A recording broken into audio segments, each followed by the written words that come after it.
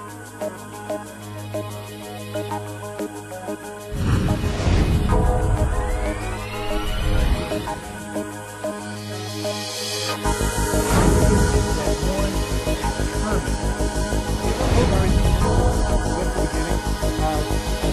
following program was recorded at Modex in Atlanta, Georgia.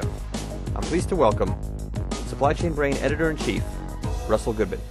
Degrees of automation. Joining us to speak about that today is Bob Babel, Vice President Systems Engineering at Forte. Bob, welcome. Thank you, Russell. Bob, for anybody who may not be entirely familiar with your company, what is Forte? What does it do? What's its area? Forte is a firm that works with clients to plan, design, implement, and integrate, and then support the warehouse systems, primarily distribution centers, but all aspects of the material handling within them. How is it that one determines the appropriate degree of automation that they need to have in their operation? We really start with the beginning of, back to the basics of what are we handling, down to eaches, interpacks, units, cases, pallets, and repack cases, what we're moving at that unit of measure type of level, and then the throughput that we have to do at each one of those levels, rather than just thinking about lines. And certainly we're not moving dollars within the DC, which most customers' data is in dollars to start with. So we're working those. We're looking at what do they already have. If it's an existing warehouse, what is the existing infrastructure? Do they already have conveyor equipment, material handling equipment, the software, a WMS or not, a legacy system possibly, or even down to paper Excel spreadsheets. So we have to look at all of those and then look at what the facility is. Can the facility be expanded? Do they need a new facility? So we have to weigh all of those different things, all become part of making decisions of where to go with automation, and then ultimately the capital that a company might have to be able to spend. As you move through everything with the design and the plans, you're going to have to make some choices between can I highly automate? I might even have an ROI for highly automating a particular area, but maybe if I'm building a building in a WMS, I'm not going to have the capital available to do that. So we look at multiple scenarios of highly automated, minimally automated, different possibilities of where we may go with that. And a greenfield design leaves a lot more possibilities, where going into an existing facility maybe limits on how much you could expand the building, or how the equipment's already in the building might limit your choices as to where you can go. So we have to look at, again, weigh all those different possibilities and put kind of a matrix of scenarios together, not the least of which in an existing facility is how do I maintain all my service levels while I'm doing the implementation. Can be really confusing at times. You know, when I hear you use words like weight, a phrase comes to mind, balancing act. I wonder if it's fair to say that there is a balancing act involved here, and if it is, can you give us any examples of such a balancing act? Yeah, there is very much a balancing act. A good way of phrasing what I was saying there. Probably the best way to describe that is a couple of projects that we've done more recently here. We had a client, a manufacturer, had a small distribution center attached to manufacturing and a lot of outside storage of his finished good products. Manufacturing needed the square footage to expand, so they were going to put up a new warehouse. We helped them lay out the new warehouse. We looked at various levels of automation. We looked at manual pick, full case. It was all full case operation, so we looked at full case picking to belt.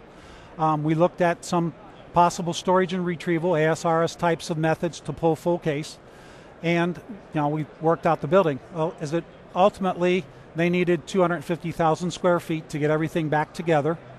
They needed a WMS to run the operation. So what we ended up with was backing off on the material handling part of it to very much a manual type of system, but we designed the building, the grid, to handle the storage that they needed to do now, very narrow aisle storage to get in and out of the storage, And then we designed the other areas of the building, different grid sizes, so that the automation could be added in, but the building was designed for it to come in later, the dock space, those types of things that you have to look at if we were going to put a automated sortation system in. So we planned all that in to beginning and laid that out. For another client, the work we did there, we've upgraded them about 3 or 4 times. They were originally a split case operation, but only to their own retail stores. After that, they moved into servicing other stores and into some of the big box retailers, so they became a wholesaler, not just a retailer. Recently, they brought their e-commerce business in. Whole different picking methodology, but wanting to share the same stock.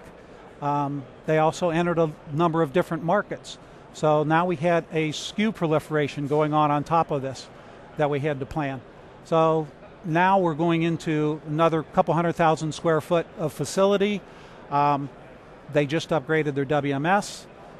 So we're adding some lower level picking right now for the e-commerce as they watch that grow.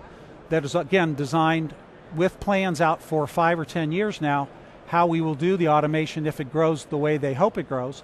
If it doesn't, we haven't invested all that capital yet into it, but the plans are already set there.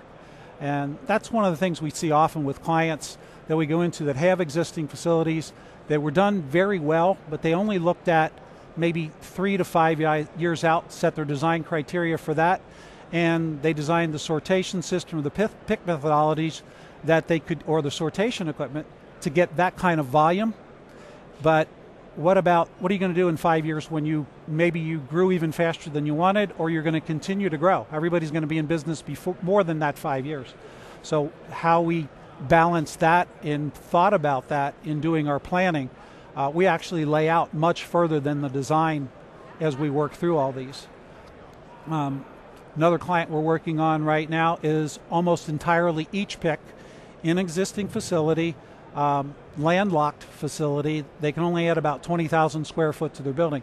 So for them, we're having to look at how do we evaluate moving to a new facility or not. And then the big thing is going to be, as we implement whatever the final solution is, would we put some new goods to person, which looks like a real good fit for them, put that in the expansion, and then redo their existing building or their existing infrastructure in the existing building. But how do we keep the service levels up to all their clients while that all happens?